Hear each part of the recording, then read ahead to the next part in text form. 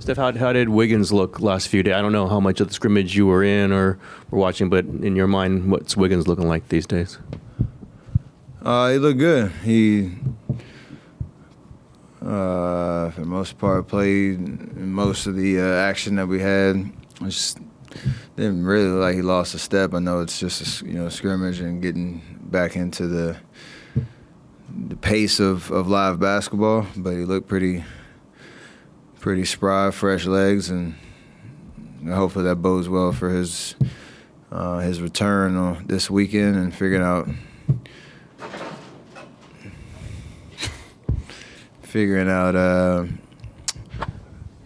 how many minutes he'll play and all that type of stuff. But he looked great. Steph, how much do you anticipate pace and transition factoring to the series? I mean, a lot. They like to get up and down, so do we. I'm sure the playoff atmosphere it'll be pretty chaotic at first, just feeling each other out, and then you'll settle into whatever pace it does, present itself to be. And all it takes for us is just a little bit of focus on, again, taking care of the basketball and not feeding it into their transition offense, because they have a lot of weapons and they play with a lot of speed, and obviously D-Fox downhill is a problem. So kind of want to give yourself the best chance by having good offensive possessions. We want to play as fast as we normally do, but we want to make sure we take care of the ball so that we can have our defense set as much as possible and do what we do. Steph, how important is it to get game one in a series, especially when you start on the road, to set the tone and let them know you guys are there? It's always helpful, especially when you're the lower seed, start on the road, to make your presence felt. Everybody says that try to steal game one type vibe. Like we just want to give ourselves a good opportunity to get off to a good start in that game. First quarter, first 12 minutes are so important to establish yourself. We obviously have to win one up there to win the series. So we'd like it to be game one, and you want to just have another level of focus and intention about everything that we're doing on both ends of the floor. To give ourselves the best shot to do that. So we know it's going to be tough. They've been a great team all year. They've had a great season. And, Mike B knows us well. We know him well. So the adjustments and all that stuff will be interesting throughout the series, but I want to get off to a good start. Steph, Kevon said that a lot of people don't know what he does for a team behind the scenes. Whether we go back months ago when he kind of helped keep the group together, the two of you, to playing all 82. I mean, we see that part, but he has to communicate with every guy on the team. And how have you seen him evolve to be able to be that kind of, I don't know if peacemaker is the word, but just steadying force when necessary? I think Coach called him the moral compass of the team earlier this year, which is pretty accurate in the sense of he's like a true veteran, but closer in age to some of the younger guys, and it's kind of seen all different types of roles on our team, from his early in his career back and forth at G League to playing spot minutes, playing in the finals, to dealing with some injuries, to now being Iron Man Loon, playing 2 seasons in a row, all 82, and leading the league in offensive rebounds, and what he did for us in the playoffs last year. So, you name the list of contributions he has, but he has an amazing perspective on all those different kind of parts to our team and organization, and can communicate pretty well to everybody in the locker room, and his voice, it matters when he speaks up. And he just brings great energy, pretty much every day. Even game days, making sure everybody's locked in, even pregame, before we even take court for 2-line layups, just making sure everybody's excited to go play. He does it in a very unique way. So all of it matters, contributions on the court, off the court, and and he's as important to the fabric of our or team culture as anybody. Steph, you've seen so many of these playoff matchups. Do you go in anticipating what a team might do, or do you kind of see what they do and then adjust as they go? And how fun is the strategy of how teams are going to guard you?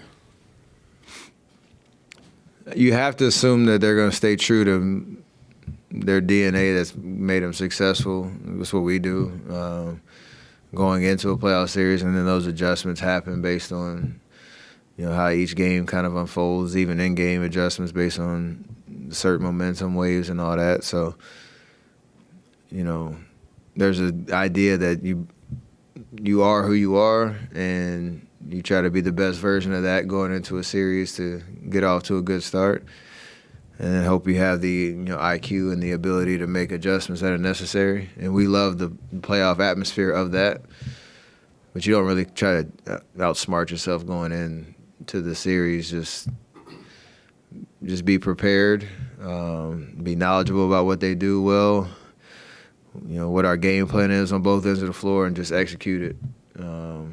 Because there's an element of, you're not going to play your A-plus game every night, but you want to get as close to that as possible, and then the adjustments can hopefully help you get over the edge. Do you ever get surprised anymore, or was like maybe Game 3 of the finals was the last time? 2019. Oh, the boxing one? You seemed surprised after that one. I mean, I probably wouldn't be surprised if Mike B does it. We did it a lot when he was running the defensive show here. So there's nothing that you're surprised about. It's just a matter of we hadn't had any experience with that up until that point, and so you're trying to figure it out. But all that's in the memory bank to go back to on in-game adjustments and being able to respond with whatever the defense is throwing at you. I think you single-handedly brought back the word janky in that occasion. I did. Yeah. Yeah. What do you think about the way the officiating changes in the postseason, and do you like those differences? Yeah, as long as they're consistent. I mean, we can play in any style or the way any game is called, as long as it's consistent on both sides, and we can make those adjustments pretty well. So we're never really worried about that. And the biggest thing is, in the regular season, it's a lot easier to get consumed by the refereeing because it's changing from game to game and the style of play is changing. So, from night to night based on playing different teams, I think it's less. It's frustrating when it doesn't go your way, but it's less of an issue in the terms of like consuming your energy, because it's more about, again, executing and figuring out those momentum swings and trying to get ahead of that so that you can always be in control of what's happening on the floor. So I think that's kind of my perspective. You just hope that everything is consistent, whether it's physical, whether it's ticky-tack, whatever it is, so that we can kind of settle into that and just play basketball. Steph, beyond the strategic stuff that Marcus asked about, how is the postseason different? You've been through this so many times, but how does it feel different to you going into a postseason game, and how does the game feel different? And along those lines, last year when you got back for the first time in a couple of years, how eager were you to get back in that realm? I mean, last year was different. I was just trying to get back healthy, and right. It all happened at the same time. It's kind of what Wiggs is going through now with, your first game back is the playoffs, so you're trying to adjust to both. But playoff basketball it's physical, it's emotional, it's the craziest adrenaline rush. There is just a different energy, even on your preparation practice. Going up against a scout team that is trying to act like the other team, and you're trying to game plan for what our strategy is and go through those reps. And from game to game, there's a lot to think about based on what you could do better, what you could try to do differently. Responding to a win or a loss, the emotional roller coaster of that. So in one aspect, it is easier because you're just focused on one team and one team at a time, and you know everything about them. So there's a comfort level that comes with that. Then it's just about, can you execute? Can you go, do what you're supposed to do? And I think that's the fun in the experience, the competition within that. And a semi-related follow-up, your numbers against Sacramento this year were very good. Your scoring average was up, but also your shooting percentages were significantly up. I think 57% from the field and 50% on threes. Given that, do you expect the Kings to try something different? I don't. Even if my numbers weren't like that, I would assume that would be the case. Yeah, absolutely. Steph, in 2009, you were tweeting out, "We will figure this out. If it's the last thing we do, we'll figure it out." And now you're on the precipice of the playoffs and a chance at a 5th championship here. Have you taken any time over the last couple of days to reflect on what's to come and the journey that's gotten you here? Yeah, I mean, that started in training camp when you're coming off a championship and lacing them back up. Like, you're celebrating what you accomplished, but every time you step foot on the floor in practice and get ready for the games and everything that we've been through this year, it's all about the goal at the end of the year of having an opportunity to go chase another one. So that's always kind of the through line, but the way you get there is the way I've approached it every single time, is just stay in the moment and enjoy what's right in front of you. And that's the anticipation for game 1 right now. Can't fast forward to the end of the race. I think, that's part of human nature. And when you have, experiences of getting, to the mountaintop and finishing the job, like, you understand how hard it is to do that, and the amount of effort mentally and physically it takes to go through an 82-game season and 4 rounds of a playoffs. So the only way you can really repeat that is to stay right here. So pretty comfortable just locking in on game 1. It sounds boring and cliche, but it really is how we accomplish greatness, because otherwise you'll kind of cheapen the journey or cut corners, take things for granted, knowing that it's extremely hard to do what we've done and what we're going to try to do going forward. Steph, I think from the outside we kind of expected Gary's return to be pretty seamless. What have you thought about his return in these 7 games? And has there been anything that has surprised you as far as his play? The only thing that surprised me is just how seamless it is when he's out there, just to be in the right spot at the right time. He's going to hawk the ball on defense and make plays. But offensively, he just feels very comfortable with what he's asked to do, where he's asked to be, how he plays within our system. So,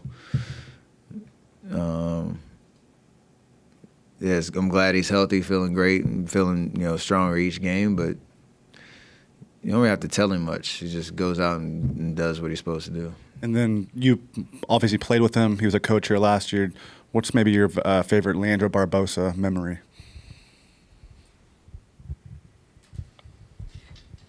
I mean, all the videos we used to do on the plane, singing that inappropriate song.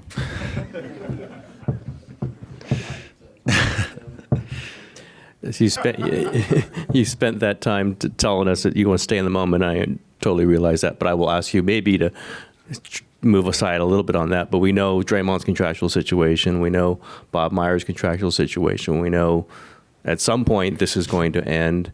Do you, and Steve a couple weeks ago said this is not the last dance. There's a good chance that this continues. In your mind, do you let yourself ever like this could be the last time, or are you confident that there's a strong chance that this is not the last time that this is happening?